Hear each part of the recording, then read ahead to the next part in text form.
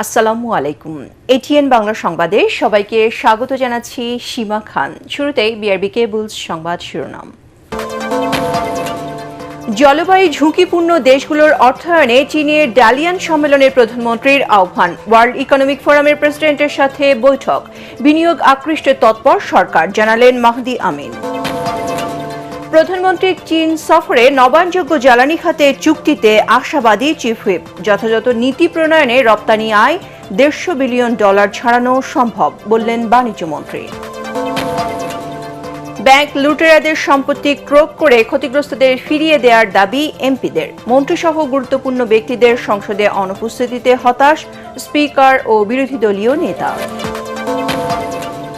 বিচারহীনতার সংস্কৃতি বজায় রেখেছে বিএনপি, ক্ষোভ বিরোধী দলীয় নেতার। আওয়ামী গণহত্যার বিচার না করলে বিদায়ের রাস্তা দেখানোর হুঁশিয়ারি। চিফ প্রসিকিউটরের পদত্যাগ দাবি নাহিদের। শুনছিলেন বিআরবি কেবল সংবাদ শিরোনাম, এবারে জানাবো বিস্তারিত। বিশ্ব অর্থনৈতিক ফোরাম বা WEF এর গ্রীষ্মকালীন দাভোস সম্মেলনে জলবায়ু পরিবর্তনের ঝুঁকি মোকাবেলা ও ভবিষ্যৎ পরিকল্পনা নিয়ে বক্তব্য দিয়েছেন প্রধানমন্ত্রী তারেক রহমান। মঙ্গলবার চীনের ডালিয়ান আন্তর্জাতিক সম্মেলন কেন্দ্রে climate leadership in a shifting global landscape শীর্ষক সেশনে অংশ নিয়ে তিনি জলবায়ু সহনশীলতা গড়ে তুলতে বৈশ্বিক অংশীদারিত্ব, প্রযুক্তি, অর্থায়ন এবং যৌথ অঙ্গীকারের উপর গুরুত্ব আরোপ করেন। প্রধানমন্ত্রী বলেন, জলবায়ু লস অ্যান্ড ড্যামেজ ফান্ডকে প্রতিশ্রুতির পর্যায় থেকে বাস্তবায়নে নিয়ে আসতে হবে এবং ঝুঁকিপূর্ণ দেশগুলোর জন্য জলবায়ু অর্থায়ন আরও সহজলভ্য করতে হবে। পাশাপাশি গ্রিন ক্লাইমেট ফান্ডকে কার্যকর করারও আহ্বান জানান তিনি। জলবায়ু পরিবর্তন মোকাবেলায় প্রশমন কার্যক্রমের পাশাপাশি অভিযোজন ব্যবস্থাও সমানভাবে গুরুত্বপূর্ণ বলে উল্লেখ করেন প্রধানমন্ত্রী। এর আগে সম্মেলন স্থলে প্রধানমন্ত্রীর সঙ্গে সৌজন্য সাক্ষাৎ করেন বিশ্ব অর্থনৈতিক ফোরামের প্রেসিডেন্ট ও সিইও অ্যালোইস জোভিঙ্গে। এদিকে ব্যবসা বাণিজ্য ও বিনিয়োগে বাংলাদেশ সবার জন্য উন্মুক্ত বলে জানিয়েছেন প্রধানমন্ত্রী উপদেষ্টা মাহদি আমিন। চীনের ড্যানিয়েলের হোটেল শাংগ্রি-লায় এক সংবাদ সম্মেলনে তিনি আরও বলেন, বিদেশি বিনিয়োগে আকৃষ্টে সব ধরনের পদক্ষেপ নিয়েছে সরকার। সংবাদ সম্মেলনে পররাষ্ট্র উপদেষ্টা হুমায়ুন কবির বলেন, প্রধানমন্ত্রী তারেক রহমানের চীন সফরে বাংলাদেশ চীন দ্বিপাক্ষিক সম্পর্ক আরও সুদৃঢ় হবে। মাহদি আমিন জানান, মঙ্গলবার সকালে ওয়ার্ল্ড ইকোনমিক ফোরামের বৈঠকে প্রধানমন্ত্রী জলবায়ু পরিবর্তনের প্রভাব মোকাবেলায় বিশ্ব সম্প্রদায়কে একসাথে কাজ করার আহ্বান জানান। সংবাদ সম্মেলনে জানানো হয়, বুধবার বেইজিং যাবেন তারেক রহমান। শুক্রবার নাগাদ চীনের প্রধানমন্ত্রী ও প্রেসিডেন্টের সাথে বৈঠক সহ বিভিন্ন গুরুত্বপূর্ণ কর্মসূচিতে অংশ নেবেন বাংলাদেশের সরকার প্রধান। 2 দিনের সফর শেষে সোমবার রাতে মালয়েশিয়া থেকে চীনে আসেন প্রধানমন্ত্রী তারেক রহমান। এই সম্মেলনের মাধ্যমে তার যে মূল লক্ষ্য, বাংলাদেশে অধিকতর বৈদেশিক বিনিয়োগ নিশ্চিত করা, কর্মসংস্থান সৃষ্টি করা, জলবায়ু সহনশীলতা এবং টেকসই উন্নয়নের যে অগ্রযাত্রা রয়েছে সেটিকে আন্তর্জাতিক বিনিয়োগ এবং অংশীদারিত্বের সাথে আরো গভীরভাবে সম্পৃক্ত করা। একই সঙ্গে বাংলাদেশের ব্যবসা যে সবার জন্য উন্মুক্ত, আমরা ডিরেগুলেশন করছি, ইকোনমিক লিবারালাইজেশন করছি, ফরেন ইনভেস্টমেন্ট অ্যাট্রাক্ট করছি। Tomorrow evening you will move to Beijing, following which you will see a lot of interaction, the political side of this visit, where we build with the aim of strengthening our relations with an important development partner, and he will have meetings with the Premier as well as the President and various business leaders. প্রধানমন্ত্রীর চীন সফরে নবায়নযোগ্য জ্বালানি খাতে চুক্তি হতে পারে বলে মন্তব্য করেছেন জাতীয় সংসদের সরকারি দলের চিফ হুইপ নুরুল ইসলাম মনি। রাজধানীর একটি হোটেলে সৌরবিদ্যুৎ নিয়ে গবেষণা সংস্থার সিপিডির আয়োজনে বক্তারা বলেন, বিদ্যুৎ উৎপাদন আর বিপণনে খরচ বৃদ্ধির বিপরীতে বিকল্প হতে পারে নবায়নযোগ্য জ্বালানি সৌরবিদ্যুৎ। আলোচনায় উঠে আসে পাকিস্তানের সৌরবিদ্যুৎ খাতের অভাবনীয় সাফল্যের কথা। তরিক ইসলামের প্রতিবেদন। নবায়নযোগ্য জ্বালানি নিয়ে 2026-27 অর্থ বছরের প্রস্তাবিত বাজেটে বিভিন্ন দিক নিয়ে আলোচনার আয়োজন করে centre for policy dialogue CPD. এ সময় সৌরবিদ্যুৎ খাতে পাকিস্তানের চিত্র তুলে ধরেন বক্তারা। দেশটিতে চলতি বছর সৌর বিদ্যুৎ উৎপাদন ক্ষমতা ছাড়িয়েছে 50 gigawatt. all based on tier 1 imported panels from the customs. এ সময় বেসরকারি খাতে সৌর বিদ্যুতের সম্প্রসারণে প্রস্তাবিত বাজেটে বিভিন্ন সীমাবদ্ধতার কথা উল্লেখ করেন বক্তারা। তিনটা জায়গায় ট্যাক্সটা ওয়েভার করলে কিন্তু জনগণ এই যে প্রাইসে তারা বিদ্যুৎ কিনছে তার কাছাকাছি বা তার চেয়ে কমে পাবে। তো তারা সাস্টেইনেবল বিদ্যুৎ পাওয়ার জন্য কিন্তু সবাই ব্যাটারি এবং সোলার কিন্তু লাগাবে। 100 mega 200 mega $100 million $200 million project করব, যেটা নন রিকোর্স ফাইন্যান্সিং বলে। এই নন রিকোর্স ফাইন্যান্সিং এর কোনো গ্যারান্টি এখানে নেই, যার জন্য এই ধরনের প্রজেক্ট হবে না আনলেস গভর্নমেন্ট যদি এটাকে না করে। জ্বালানি সংকট ও উচ্চ মূল্য বিবেচনায় সৌরবিদ্যুৎ আগামী দিনের সংকট মোকাবেলায় গুরুত্বপূর্ণ হতে পারে বলে জানান সিপিডির নির্বাহী পরিচালক গোলাম মুয়াজ্জেম। ট্যারিফ অ্যাডজাস্টমেন্টের মাধ্যমে পুরোটাই ভোক্তার উপরে পাস অন করে দেয়া, এই দায়টা নেওয়া ভোক্তার উচিত হবে কিনা সেই জায়গা থেকে আসলে আমরা বলি যে রিভিউ করা, নতুন করে কোনো ক্যাপাসিটি পেমেন্টের চুক্তিতে না যাওয়া, নো ইলেকট্রিসিটি নো পে, এই ধরনের জায়গাতে যাওয়া, নতুন কোনো এক্সপ্যানশনে না যাওয়া। এ সময় জাতীয় সংসদের চিফ হুইপ বলেন, নবায়নযোগ্য জ্বালানি খাতের সম্প্রসারণে আন্তরিক সরকার, যেখানে বড় চুক্তি হতে পারে প্রধানমন্ত্রীর চীন সফরে। রিনিউয়েবল এনার্জির দিকে আগাতে পারি, এটা একটা বড় মেসেজ যাবে, আমি সেটা প্রত্যাশা করি আজকের এখান থেকে। গভর্নমেন্টের সকল সদিচ্ছা আছে, কোনো এই সেক্টরটা যদি এগিয়ে আসে, গভর্নমেন্ট এখন বর্তমানে আমাদের প্রধানমন্ত্রী বর্তমানে চায়না আছেন, এবং আপনি দেখবেন এখনো ডিসিশন হয়নি, আপনি দেখবেন বড় চুক্তি হবে আমাদের এই সোলার ব্যাপারটা নিয়ে ইনশাআল্লাহ আমরা প্রত্যাশা করি। এবং সেটা হবে এই জন্য যে বাংলাদেশের মানুষকে বাঁচাবার প্রশ্নে তার কোনো রকমের ছাড় নেই। 2030 সালের মধ্যে মোট বিদ্যুতের 20% নবায়নযোগ্য জ্বালানি খাতে উৎপাদনের পরিকল্পনা সরকারের। আমি মনে করি এটাতে একটা তরিক ইসলাম, এটিএন বাংলা, ঢাকা। যে আমরা যথাযথ নীতি সহায়তা পেলে দেশের রপ্তানি আয় $150 বিলিয়ন ছাড়ানো সম্ভব বলে মনে করেন বাণিজ্যমন্ত্রী খন্দকার আব্দুল মুক্তাদির। রাজধানীর সিডাপে এক কর্মশালায় এলডিসি উত্তরণ পরবর্তী চ্যালেঞ্জ মোকাবেলায় এখন থেকে প্রস্তুতি নেওয়ার কথা বলেন তিনি। কর্মশালায় পণ্যের বহুমুখীকরণের মাধ্যমে রপ্তানি আয় বাড়াতে সরকারকে বাস্তবমুখী পদক্ষেপ নেওয়ার আহ্বান জানান বক্তারা। বিস্তারিত সৈয়দ রিয়াজের রিপোর্টে। রেডিমেড গার্মেন্টস সেক্টর থেকে আমরা রাজধানীর শিরডাপ মিলনায়তনে দেশের সম্ভাবনাময় বেসরকারি খাতের প্রতিযোগিতা ও সম্ভাবনা নিয়ে কর্মশালার আয়োজন করে বেসরকারি সংস্থা র্যাপিড। এতে বক্তারা বলেন, শুধু চামড়া খাতে বিদ্যমান কিছু সমস্যা সমাধান করতে পারলে আগামী 5 বছরে ঈর্ষণীয় পর্যায়ে রপ্তানি আয় বাড়ানো সম্ভব। ইন্টার মিনিস্ট্রিয়াল কোঅর্ডিনেশন বাংলাদেশে খুবই গুরুত্বপূর্ণ। কোঅর্ডিনেশন না হলে আমরা বলি ইকোনমিস্টরা কোঅর্ডিনেশন ফেলিয়ার। তার মানে দাঁড়ায় যে পলিসিগুলো আমরা নিতে চাই সেই পলিসিগুলো ভালো করে কাজ করে না, তো সেটা আমাদেরকে মাথায় রাখতে হবে, সেটা একটা চ্যালেঞ্জ হিসেবে থেকেই যাচ্ছে। এ সময় বাণিজ্যমন্ত্রী বলেন, রপ্তানি আয় বাড়াতে পণ্যের বৈচিত্র্যকরণ সহ প্রতিটি খাতে দক্ষ জনবল তৈরি করা প্রয়োজন। ভোগান্তি কমাতে এখন থেকে কোনো প্রকল্প বাস্তবায়নের ক্ষেত্রে সংশ্লিষ্ট মন্ত্রণালয়ের মধ্যে সমন্বয় করা হবে বলে জানান মন্ত্রী। বলেন, শিল্পকে পরিকল্পিতভাবে এগিয়ে নিতে কাজ করছে সরকার। এক্সপোর্ট বেসটা বড় করা খুবই দরকার।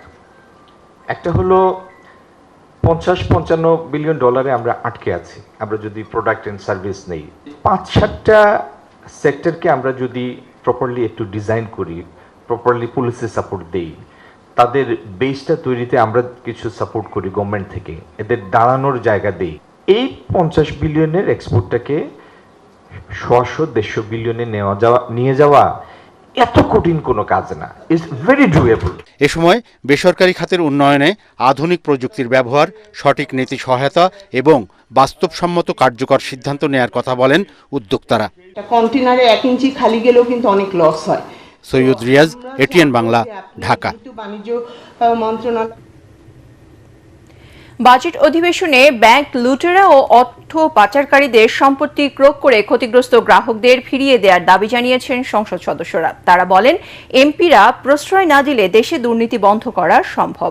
এ সময় মন্ত্রীসহ গুরুত্বপূর্ণ ব্যক্তিদের অধিবেশনে অনুপস্থিতিতে হতাশা প্রকাশ করেন বিরোধী দলীয় নেতা ডক্টর শফিকুর রহমান। এ প্রসঙ্গে স্পিকার হাফিজউদ্দিন আহমেদ বলেছেন, সংসদ অধিবেশনে উপস্থিতি রাষ্ট্রীয় কাজের চেয়েও বেশি গুরুত্বপূর্ণ। ইমদাদুল্লাহ বাবুর রিপোর্ট। 2026-27 অর্থ বছরের বাজেট সম্পর্কে সাধারণ আলোচনা। ত্রয়োদশ জাতীয় সংসদের বাজেট অধিবেশনে মঙ্গলবার সংসদ সদস্যদের আলোচনার কেন্দ্রবিন্দু হয়ে ওঠে অর্থ পাচার প্রসঙ্গ। আলোচনায় সংসদ সদস্যরা বলেন, দেশ থেকে বিগত আওয়ামী লীগ সরকারের আমলে হাজার হাজার কোটি টাকা পাচার হয়েছে, ব্যাংকগুলোকে লুটে নেওয়া হয়েছে। আজকে গ্রাহকরা চিকিৎসার জন্য তারা টাকা তুলতে পারছে না। মাননীয় স্পিকার, যে সমস্ত লুটেরারা গ্রাহকের টাকা লুট করেছে তাদের কোনো ক্ষমা নেই। তাদের সম্পত্তি নিলামে বিক্রি করে গ্রাহকের টাকা গ্রাহকের হাতে ফিরিয়ে দেওয়ার দাবি জানাচ্ছি। যে চেয়ারে বিরোধী দলের নেতাদের ইলেকট্রিক শক দেওয়া হতো, আমার দাবি শেখ হাসিনাকে ফিরিয়ে এনে ওই চেয়ারে বসাইয়া ইলেকট্রিক শক দিতে হবে। মাননীয় স্পিকার, এনজিও এবং বিভিন্ন ইন্স্যুরেন্স যাদের মাধ্যমে সাধারণ মানুষের টাকা আত্মসাৎ করেছে তারা এখন ধরাছোঁয়ার বাইরে। মাননীয় স্পিকার, তাদেরকে আইনের আওতায় নিয়ে এসে সাধারণ মানুষের টাকা ফেরত দেওয়ার জন্য আমি বিনীতভাবে অনুরোধ করতে চাই। 350 জন আমরা সকলেই আজকে একমত হই, আমাদের কাছে কোনো দুর্নীতিবাজ আশ্রয় এবং প্রশ্রয় পাবে না, তাহলে দেশ থেকে দুর্নীতি বিদায় হতে সময় লাগবে না। এদিকে গুরুত্বপূর্ণ বিষয়ে আলোচনায় সংসদে সংশ্লিষ্ট মন্ত্রীরা উপস্থিত না থাকায় ট্রেজারি বেঞ্চের সমালোচনা করেন বিরোধী দলীয় নেতা ডাক্তার শফিকুর রহমান। সংসদটা আমাদের কাছে জাতির আমানত। সংসদ সদস্যদের কথাগুলা যাদের নিজের কানে সরাসরি শোনা দরকার, বিশেষ করে মন্ত্রিপরিষদের সম্মানিত সদস্যবৃন্দ। অনেক সময় দেখি যে মন্ত্রণালয় সম্পর্কে কথা বলছে সেই মন্ত্রণালয়ের সংশ্লিষ্ট কেউ এখানে উপস্থিত নেই। তো এই যে অনুপস্থিতির একটা ব্যাপার, বিশেষ করে সিনিয়র লিডারদের, এটা আমাদেরকে আহত করে। এ সময় অধিবেশনে সবার উপস্থিতি গুরুত্বপূর্ণ বলে জানান স্পিকার হাফিজউদ্দিন আহমদ। আমি আবারও আজকে তাগিদ দিলাম, কোনো রাষ্ট্রীয় কাজ সংসদ অধিবেশনের চাইতে বেশি গুরুত্বপূর্ণ নয়। রাষ্ট্রীয় কর্মকাণ্ডের মধ্যে সংসদ অধিবেশন সবচাইতে বেশি গুরুত্ব পায়। মাননীয় মন্ত্রীদেরকে বলবেন তারা যেন সংসদে যথাসময়ে আসেন, সংসদ সদস্যদের যেসব বক্তব্যে তাদের মন্ত্রণালয় সম্পর্কিত কথা তারা বলেন সেগুলোর ব্যাপারে তারা অন্তত শুনবেন। বক্তৃতা চলাকালে সংসদে ফ্লোর ক্রসিং না করতেও সদস্যদের প্রতি অনুরোধ করেন তিনি। আপনারা সংসদের মধ্যে গ্রুপ আলোচনা করার চেষ্টা করবেন না। ইমদাদুল্লাহ বাবু, ATN বাংলা, ঢাকা। মজলুম অবস্থায় আওয়ামী গণহত্যার বিচার চাইলেও ক্ষমতায় গিয়ে বিচারহীনতার সংস্কৃতি বজায় রেখেছে বিএনপি বলে মন্তব্য করেছেন বিরোধী দলীয় নেতা ও জামায়াত ইসলামের আমির ডাক্তার শফিকুর রহমান। রাজধানী বিজয়নগরে বিগত আমলে গুম, খুন ও গণহত্যার বিচারের দাবিতে বিক্ষোভ সমাবেশে এসব কথা বলেন তিনি। এ সময় তিনি আরও বলেন, গুম খুনের বিচার না করলে বিএনপিকে বিদায়ের রাস্তা দেখানো হবে। দেশের সার্বভৌমত্ব রক্ষা, আইনের শাসন প্রতিষ্ঠা এবং দুর্নীতি নির্মূলে দেশবাসীকে আরেকটি বিপ্লবের প্রস্তুতি নেয়ার আহ্বান জানান তিনি। এ সময় কাজে অবহেলার কথা উল্লেখ করে চিফ প্রসিকিউটরের পদত্যাগের দাবি তোলেন বিরোধী দলীয় চিফ হুইপ নাহিদ ইসলাম। খায়রুল ইসলামের রিপোর্ট। আওয়ামী লীগ আমলে সব ধরনের গুম, খুন ও গণহত্যার বিচারের দাবিতে রাজধানীর বিজয়নগর পানির ট্যাঙ্কির সামনে সমাবেশ করে 11 দলীয় ঐক্য। এতে অংশ নেন বিরোধী দলীয় নেতা ও জামায়াত ইসলামীর আমির ডাক্তার শফিকুর রহমান, বিরোধী দলীয় চিফ হুইপ ও এনসিপির আহ্বায়ক নাহিদ ইসলাম সহ 11 দলের নেতারা।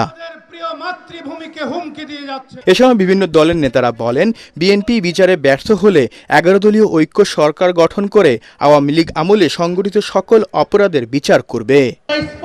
বিরোধী দলীয় চিফ হুইপ নাহিদ ইসলাম বলেন, চিফ প্রসিকিউটর তার দায়িত্ব পালনে ব্যর্থ হয়েছে, তাই অবিলম্বে তাকে পদত্যাগ করতে হবে। যে চিফ প্রসিকিউটরকে বসানো হয়েছে তিনি দায়িত্ব পালনে ব্যর্থ হয়েছেন, অবিলম্বে তাকে পদত্যাগ করতে হবে এবং নতুন যোগ্য দায়িত্ববান ব্যক্তিকে বসাতে হবে যিনি আন্তর্জাতিক ট্রাইব্যুনালের মাধ্যমে বিচার নিষ্পন্ন করবেন এবং দল হিসেবে আওয়ামী লীগকে নিষিদ্ধ করার সকল ব্যবস্থা নিশ্চিত করবে। এ সময় প্রধান অতিথির বক্তব্যে বিরোধী দলীয় নেতা বলেন, নির্বাচনের আগে বিচারের আশা দেখালেও ক্ষমতায় বসার পর সুর পাল্টেছে বিএনপির। নির্বাচনের সময় তারা বলেছিলেন তারা নির্বাচিত হলে ফেসিবাদের হাতে যতগুলা খুন হয়েছে, গুম হয়েছে, নির্যাতন হয়েছে সবগুলোর বিচার তারা করবে। গুম খুনের বিচার না করলে বিএনপিকে বিদায়ের রাস্তা দেখানো হবে বলেও সতর্ক করেন ডাক্তার শফিকুর রহমান। আমরা পরিষ্কার বলে দিচ্ছি, হয় আপনারা বিচার নিশ্চিত করুন, না হয় আপনারা যাওয়ার রাস্তা খুঁজে বের করুন। অতীতে যারা জামাতকে নির্মূলের চেষ্টা করেছে তারা নিজেরাই নিশ্চিন্ত হয়ে গিয়েছে বলেও জানান আমিরে জামাত। বাংলাদেশ জিন্দাবাদ। 11 দলীয় খায়রুল ইসলাম, এটিএন বাংলা, ঢাকা। কঠোর নজরদারিতে ৭৭তম প্রতিষ্ঠা বার্ষিকীতে নিষ্ক্রিয় কার্যক্রম নিষিদ্ধ আওয়ামী লীগ। কোনো কর্মসূচি না থাকলেও নাশকতা ও সহিংসতা এড়াতে রাজধানী সহ সারা দেশে নিরাপত্তা জোরদার করেছে সরকার। অপ্রীতিকর যে কোনো পরিস্থিতি এড়াতে আইনশৃঙ্খলা বাহিনীর পাশাপাশি স্পর্শকাতর স্থানগুলোতে মোতায়েন করা হয়েছে সেনাবাহিনী। এদিকে জুলাই গণহত্যার বিচার ও পলাতক আওয়ামী লীগ নেতাদের গ্রেপ্তারের দাবিতে ঢাকার বিভিন্ন পয়েন্টে বিক্ষোভ সমাবেশ করেছে বিএনপি ও জামায়াতে ইসলামী। এদিকে নাশকতার আশঙ্কায় সারা দেশের শতাধিক ব্যক্তিকে আটক করেছে পুলিশ। দুর্নীতি ও লুটপাটে বিদেশে পাচার করা অর্থে দেশে বিশৃঙ্খলা ও সন্ত্রাস করে পতিত ফ্যাসিস্ট আওয়ামী লীগ আবারও মাথাচাড়া দেওয়ার চেষ্টা করছে, এমন অভিযোগ করেছেন বিএনপির সিনিয়র যুগ্ম মহাসচিব রুহুল কবির রিজভী। কার্যক্রম নিষিদ্ধ আওয়ামী লীগের সন্ত্রাসী কর্মকাণ্ডের প্রতিবাদে নয়াপল্টন কেন্দ্রীয় কার্যালয়ের সামনে বিক্ষোভ মিছিল শেষের সমাবেশে তিনি একথা বলেন। এর আগে বিএনপি ও অঙ্গ সংগঠনের নেতাকর্মীদের মিছিল নয়াপল্টন এলাকা প্রদক্ষিণ করে। তারেক রহমানের নেতৃত্বে বাংলাদেশ নতুন করে ঘুরে দাঁড়িয়েছে দাবি করে রিজভী বলেন, জনগণের ভোটে নির্বাচিত সরকারের বিরুদ্ধে দেশে বিদেশে নানা ষড়যন্ত্র করছে পতিত স্বৈরাচার। নেতাকর্মী সহ দেশবাসীকে যে কোনো ষড়যন্ত্র মোকাবেলায় সজাগ থাকার আহ্বান জানান বিএনপির এই সিনিয়র নেতা। যারা জনগণের জীবন থেকে সুন্দর ভোর কেড়ে নিয়েছিল, যারা সূর্যের আলো কেড়ে নিয়েছিল, যারা স্বাভাবিক জীবনযাপন কেড়ে নিয়েছিল, মানুষের বাঁচবার সকল অধিকার কেড়ে নিয়েছিল, তারা আজকে নানা কায়দায় নানাভাবে তাদের চুরি করা টাকা, তাদের পাচার করা টাকা, লক্ষ লক্ষ কোটি টাকা, সেই টাকা ব্যবহার করে সমাজের মধ্যে, দেশের মধ্যে অস্থিতিশীলতা এবং সন্ত্রাসী কর্মকাণ্ড তারা করার চেষ্টা করছে। জনগণের স্বতঃস্ফূর্ত ম্যান্ডেটের মধ্যে দিয়ে জনাব তারেক রহমানের সরকার, গণতান্ত্রিক সরকার, সেই সরকারের বিরুদ্ধে ষড়যন্ত্র চক্রান্তের তারা বেড়াজাল বোনার চেষ্টা করছে। সব একত্রিত হয়ে ফ্যাসিবাদদের কোনো ধরনের ইঙ্গিত, অশুভ কর্মকাণ্ডকে প্রতিহত করতে হবে। আওয়ামী লীগকে নিষিদ্ধ করার পক্ষে বিপক্ষে মত আছে। জুলাই মানবতা বিরোধী অপরাধ প্রমাণিত হলে দলটিকে হয়তো নিষিদ্ধ করতে পারে আন্তর্জাতিক অপরাধ ট্রাইব্যুনাল। সচিবালয়ে এসব কথা বলেন প্রধানমন্ত্রীর তথ্য উপদেষ্টা ডাক্তার জাহিদুর রহমান। জানান, আগামী সেপ্টেম্বর থেকে 1 বছরের মধ্যে স্থানীয় সরকার নির্বাচন সম্পন্ন করবে সরকার। নির্দলীয়ভাবে আওয়ামী লীগ সহ যে কোনো রাজনৈতিক দলের নেতাকর্মীরা নির্বাচনে অংশ নিতে পারবেন। রিপোর্টে জানাচ্ছেন মাহবুব কবির চপল। 2 বছর আগেও ঘটা করে প্রতিষ্ঠা বার্ষিকী পালন করেছে আওয়ামী লীগ, কিন্তু এখন মাঠে নামতে পারছেন না দলটির নেতাকর্মীরা। কার্যক্রম নিষিদ্ধ থাকায় তাদের যে কোনো কর্মসূচি এখন অপরাধ, যাকে দলটির কর্মফল মনে করছেন অনেকেই। আওয়ামী লীগকে নিষিদ্ধ করবার দাবিও উঠেছে বিভিন্ন ফোরামে। প্রধানমন্ত্রীর তথ্য উপদেষ্টা জানান, দলটিকে নিষিদ্ধ করার ব্যাপারে হস্তক্ষেপ করবে না সরকার। চূড়ান্ত সিদ্ধান্ত জানাবে আন্তর্জাতিক অপরাধ ট্রাইব্যুনাল। আমাদের সমাজে এই আলোচনা আছে আওয়ামী লীগ নিষিদ্ধ হওয়া উচিত, তার পক্ষে যুক্তি এটা।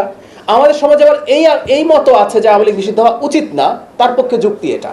আওয়ামী লীগ সম্পর্কে অবস্থান হচ্ছে এটা যে তার চেকলিস্টটা দেখা হবে যে জুলাইয়ে যে ক্রাইম এগেনস্ট হিউম্যানিটি হয়েছে, মানবতা বিরোধী অপরাধ হয়েছে, তাতে সে দল হিসেবে জড়িত ছিল কিনা। আসলে সেইটাই দেখার ব্যাপার। এটা একটা বিচারিক প্রক্রিয়া। যদি সেটা হয়, তার সমর্থন কেমন থাকুক আর যাই হোক, এটা নিষিদ্ধ করার সিদ্ধান্ত হয়তো আদালত দেবেন। আমি হয়তো বলছি, কারণ এটা আদালতের জুরিসডিকশন। তিনি জানান, আগামী সেপ্টেম্বর থেকে স্থানীয় সরকার পর্যায়ে নির্বাচন শুরু হবে। 1 বছরের মধ্যে দেশের সব সিটি কর্পোরেশন, পৌরসভা, জেলা ও উপজেলা পরিষদ এবং ইউনিয়ন পরিষদের নির্বাচন সম্পন্ন করবে সরকার। সেখানে আইন মেনে আওয়ামী লীগ সহ যে কোনো রাজনৈতিক দলের নেতাকর্মীরা অংশ নিতে পারবেন। তো নির্দলীয় যে নির্বাচন, আওয়ামী লীগের কোনো কালে কোনো পদে ছিলেন তিনি, যদি ওখানে তো ব্যক্তি হিসাবে যাচ্ছেন, উনি এখানে আওয়ামী লীগের অমুক পদে যাচ্ছেন না, উনি যদি সেখানে যান এবং আওয়ামী লীগের যে স্লোগান, যে কর্মসূচি, সেগুলো যদি উনি সামনে না আনেন, এটা কেউই আনতে পারবেন না। বিএনপিও যা যিনি করেন, তিনি বিএনপিকে সামনে এনে নির্বাচন করতে পারবেন না। সেটা না করলে তিনি করতে পারেন। ডাক্তার জাহেদ বলেন, সিলেটে হযরত শাহজালাল রহমতুল্লাহ আলাইয়ের মাজারের দানের টাকার হিসাব নেওয়ায় ডিসি সারোয়ার আলমকে বদলি করা হয়নি, এটা সরকারের রুটিন কাজ। সিলেটের ডিসিকে ট্রান্সফার করার কথা বলছেন এবং সেখানে একটা মাজারে তার একটা পদক্ষেপকে রিলেট করার কথা বলছে, এটা কেউ কেউ করছেন অনলাইনে।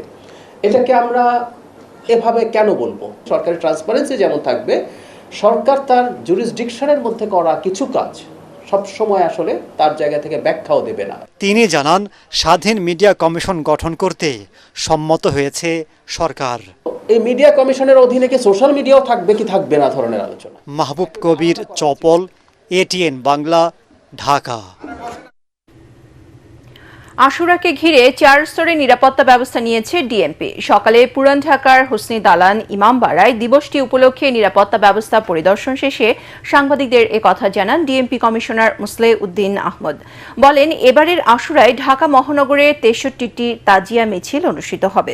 সব মিছিলের রুট নির্ধারণ করে প্রয়োজনীয় নিরাপত্তা নিশ্চিত করা হয়েছে। এ সময় নিজস্ব ব্যবস্থাপনায় পর্যাপ্ত স্বেচ্ছাসেবক মিছিলে ও ইমামবাড়ায় মোতায়েন রাখতে আয়োজক কমিটির প্রতি অনুরোধ জানান মুসলেহ উদ্দিন। একই সাথে যে কোনো ধরনের ধারালো ধাতব বস্তু, দাহ্য পদার্থ নিয়ে মিছিলে অংশ নেওয়া যাবে না বলেও জানান তিনি। ইমামবাড়া নেতৃবৃন্দ, রাজনৈতিক নেতা ও অন্যান্য ধর্মীয় সংগঠনের প্রতিনিধি সহ নগরবাসীর সহযোগিতায় পবিত্র আশুরার কর্মসূচি শান্তিপূর্ণ, নিরাপদ এবং সুশৃঙ্খলভাবে সম্পন্ন হবে বলেও আশা করেন ডিএমপি কমিশনার। ইমামবাড়া এবং সমাবেশ স্থলগুলোতে আর্চওয়ে গেট এবং মেটাল ডিটেক্টরের মাধ্যমে পুঙ্খানুপুঙ্খভাবে তল্লাশি এবং ম্যানুয়াল চেকিং নিশ্চিত করা হবে। যে কোনো অনাকাঙ্ক্ষিত পরিস্থিতি মোকাবেলায় ঢাকা মহানগর পুলিশের সোয়াট, bomb disposal unit, dog squad, crime scene team এবং ডিবি সহ অন্যান্য বিশেষায়িত ইউনিট সমূহ স্ট্রাইকিং ফোর্স হিসেবে সার্বক্ষণিক প্রস্তুত থাকবে।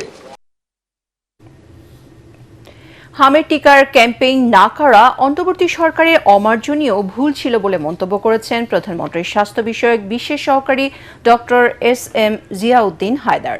এটিএন বাংলার এক অনুষ্ঠানে তিনি একথা বলেন। অন্যদিকে প্রস্তাবিত বাজেটে স্বাস্থ্য খাতে বরাদ্দ বাড়ানো এবং অনিয়ম দুর্নীতি প্রতিরোধে সরকারের কঠোর নজরদারির আহ্বান জানান ডিবেট ফর ডেমোক্রেসির চেয়ারম্যান ও এটিএন বাংলার পরিচালক বার্তা হাসান আহমেদ চৌধুরী কিরণ। জেমস হামিমের রিপোর্ট। প্রিয় দর্শক, ইস্পাহারি মির্জাপুর শুভরাত্রিতে আপনাদের সবাইকে স্বাগত জানাচ্ছি। এটিএন বাংলার নিয়মিত আয়োজন ইস্পাহারি মির্জাপুর শুভরাত্রি অনুষ্ঠানের আলোচনার বিষয় ছিল কেমন চলছে স্বাস্থ্য খাত। এতে অতিথি ছিলেন প্রধানমন্ত্রী বিশেষ সহকারী ডক্টর এস.এম. জিয়াউদ্দিন হায়দার। স্বাস্থ্য বিষয়ক বিশেষ সহকারী প্রধানমন্ত্রী বিশেষ সহকারী বলেন, 2020 সালের হাম রুবেলা টিকা ক্যাম্পেইন অব্যাহত ছিল, তবে ইউনিসেফের সাহায্যে হামের টিকার কেনার প্রচলিত নিয়ম না মেনে 2024-25 সালে ক্যাম্পেইনটি চালু করতে ব্যর্থ হয় অন্তর্বর্তী সরকার। এটা ডক্টর ইউনূস সরকারের ক্ষমার অযোগ্য ভুল ছিল। বিগত সরকার এখানে একটা, আমি বলবো যে অমার্জনীয় আপনার ভুল করেছে। সেটা হলো 2024-এর শেষ এবং 25-এ 4 বছর পর পর টিকার সাইকেল হয়। তো 2024-25-এ একটা টিকার সাইকেল দেওয়ার কথা, একটা টিকা দেওয়ার কথা ছিল, সেটা একেবারেই দেয়। গ্রাম থেকে শহর পর্যন্ত 3 ধাপে অ্যাম্বুলেন্স সার্ভিস চালুর পরিকল্পনাও তুলে ধরেন তিনি। জানান, প্রস্তাবিত বাজেটে এবার স্বাস্থ্য খাতে অন্যান্য বারের চেয়ে 35% বেশি বরাদ্দ রাখা হয়েছে। 5 বছর বা 10 বছর পরে আমাদের স্বাস্থ্য খাতকে কোন জায়গায় দেখতে চাই, হ্যাঁ, সেটা ঠিক করে তারপরে যে সুচিন্তিতভাবে আপনার পরিকল্পনা মাফিক প্রোগ্রামগুলোকে ডিফাইন করে বাজেট বরাদ্দ দেওয়া, এইটা কখনোই বাংলাদেশে এর আগে করা হয়নি। স্বাস্থ্য খাতের অনিয়ম দুর্নীতি বন্ধের সরকারের নজরদারি বাড়ানোর পরামর্শ দেন অনুষ্ঠানটির সঞ্চালক এটিএন বাংলার পরিচালক বার্তা ও debate for democracy chairman Hasan Ahmed Chowdhury Kiron. Budget বরাদ্দের যে অর্থ, সে অর্থকে স্বচ্ছতা এবং জবাবদিহিতার মধ্যে খরচ করবে। একই সাথে তারা যে নির্বাচনী কমিটমেন্ট করে আজকে কমিউনিটি ক্লিনিকের কথা বলা হচ্ছে, হাসপাতালগুলোকে তাদের স্বয়ংসম্পূর্ণ করবার কথা বলা হচ্ছে, সেই পথে হাঁটলে কিন্তু মানুষ যে আশা করে ভোট দিয়েছে, যে আশা করে বিএনপিকে বা তারেক রহমানকে তার নেতৃত্বে সরকার গঠন করবার সুযোগ করে দিয়েছে, সেই সুযোগে মানুষ তার আশার জায়গাটা তার আশা নিতে হবে। চিকিৎসা সেবার মান বাড়িয়ে মানুষের আস্থা অর্জনে স্বচ্ছতা ও জবাবদিহিতা নিশ্চিতের তাগিদ দেন তিনি। স্বাস্থ্য খাতের যে দুর্বলতা, সব দুর্বলতা কাটিয়ে উঠে যাতে জনগণের দরগোড়ায় স্বাস্থ্য সেবাকে পৌঁছে দেওয়া যায় এবং সরকারের যে কর্মপরিকল্পনা, সেই কর্মপরিকল্পনার প্রত্যেকটি যাতে বাস্তবায়ন হয়, মানুষকে যাতে চিকিৎসা নিতে আর দেশের বাইরে যেতে না হয়, যাতে সরকারের পক্ষ থেকে একটা প্যাকেজ পরিকল্পনা গ্রহণ করা হয়েছে এবং সেই প্যাকেজ পরিকল্পনায় জনগণ আশাবাদী, আমরাও আশাবাদী। এ সময় প্রত্যেক ইউনিয়নে এবং শহরের প্রতিটি ওয়ার্ডে একটি করে প্রাথমিক স্বাস্থ্যসেবা ইউনিট চালু করা হবে বলে জানান প্রধানমন্ত্রী বিশেষ সহকারী।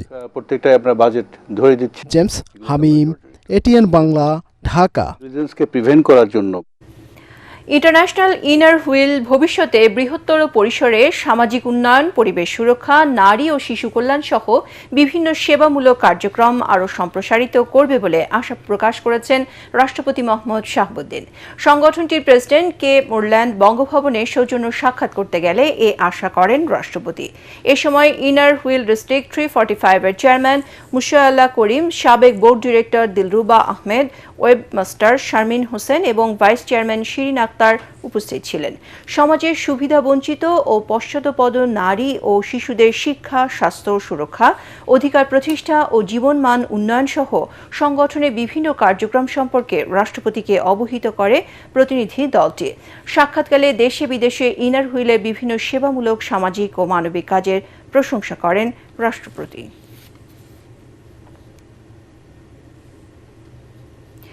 আদ্দিন হাসপাতালের লাইসেন্স সংক্রান্ত জটিলতায় অনিশ্চয়তার মুখে পড়েছেন কয়েকশো দেশি ও বিদেশি ইন্টার্ন চিকিৎসক। স্বাস্থ্য মন্ত্রণালয় থেকে তাদের অন্য হাসপাতালে স্থানান্তরের কথা বলা হলেও আপত্তি জানিয়েছেন বিদেশি শিক্ষার্থীরা।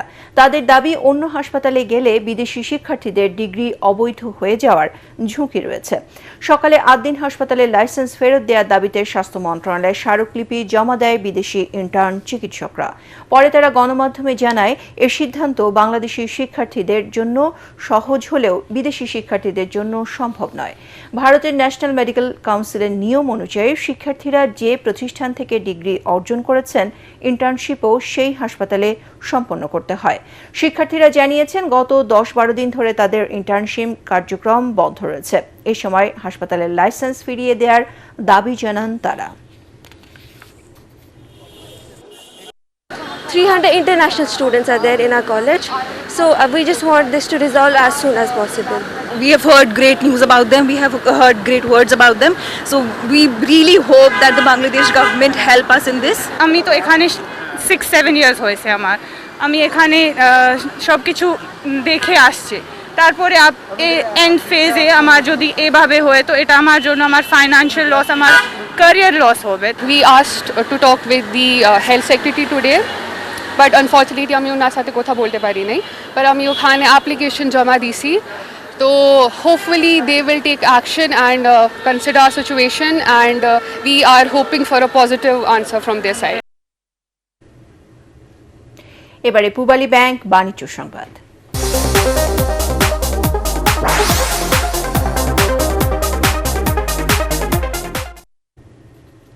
ভরা মৌসুমে নওগাঁয় কাঙ্ক্ষিত দাম না পেয়ে লোকসানের মুখে পড়েছেন আম চাষিরা। বলছেন, গেল বছরের তুলনায় এবার সব জাতের আমের দাম কম, অথচ বেড়েছে উৎপাদন খরচ।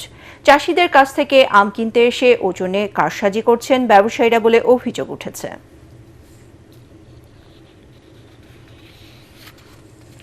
এবারে আন্তর্জাতিক সংবাদ।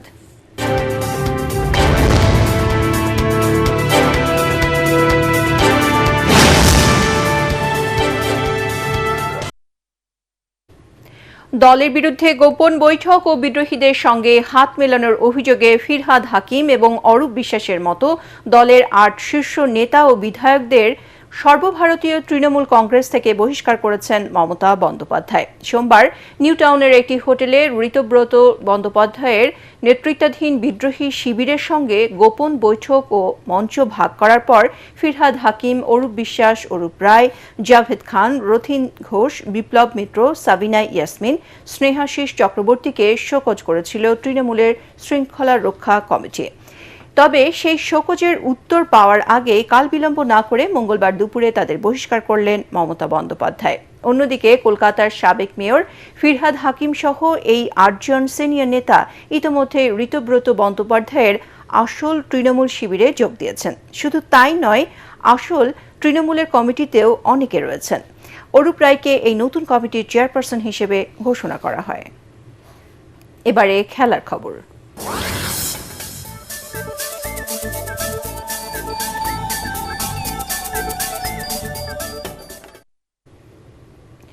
বিশ্বকাপের গ্রুপ পর্বে নিজেদের দ্বিতীয় ম্যাচে মাঠে নামবে ক্রিস্টিয়ানো রোনালদোর পর্তুগাল। প্রতিপক্ষ এশিয়ার নবাগত দল উজবেকিস্তান।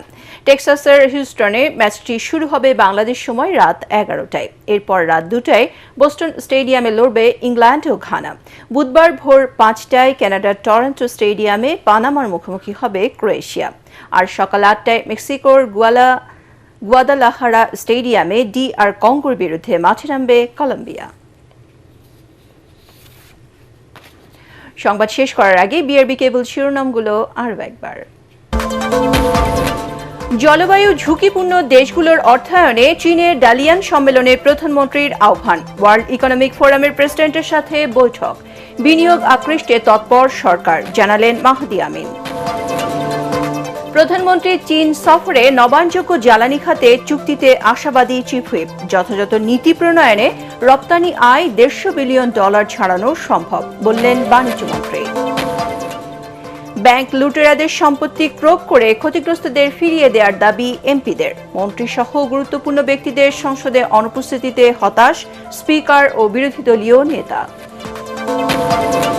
বিচারহীনতার সংস্কৃতি বজায় রেখেছে বিএনপি, ক্ষোভ বিরোধী দলীয় নেতার। আওয়ামী গণহত্যার বিচার না করলে বিদায়ের রাস্তা দেখানোর হুঁশিয়ারি। চিফ প্রসিকিউটরের পদত্যাগ দাবি নাহিদের। পরবর্তী সংবাদ দেখার আমন্ত্রণ জানিয়ে এখনকার মতো শেষ করছি। ATN বাংলা সংবাদ ইউটিউবে দেখতে ব্রাউজ করুন youtube/ATN Bangla News। ধন্যবাদ সবাইকে।